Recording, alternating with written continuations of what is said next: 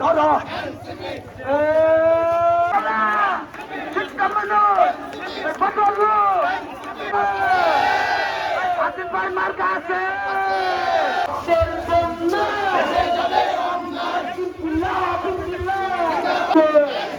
জাহিদ ভাই জাহিদ ভাই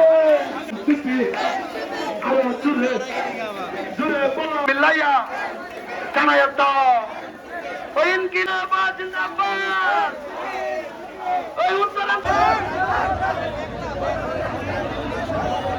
জনাব জাহিদ ইসলাম এবং সার্জিস আলম আমরা যেমন রাষ্ট্রপতি পদত্যাগ করবে না, হয়তো সরকারি রাষ্ট্রপতিকে সরিয়ে দেওয়ার পরিকল্পনা করছে। চিন্তা করে দেখুন, এই বিএনপি সরকার যারা বলে 2/3 আসন পেয়ে তারা সরকার গঠন করেছে, 5 মাসে তারা আওয়ামী লীগের রাষ্ট্রপতি পরিবর্তন করতে পারে নাই। বলে যেই সরকার আওয়ামী লীগের রাষ্ট্রপতি পরিবর্তন করার সক্ষমতা রাখে না, সে দেশ পরিবর্তন করবে কিভাবে?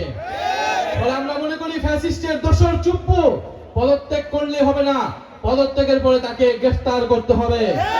এবং গণহত্যায় তার সমর্থন রয়েছে, দুর্নীতিতে তার স্পষ্ট প্রমাণ রয়েছে যে দুর্নীতিবাদ।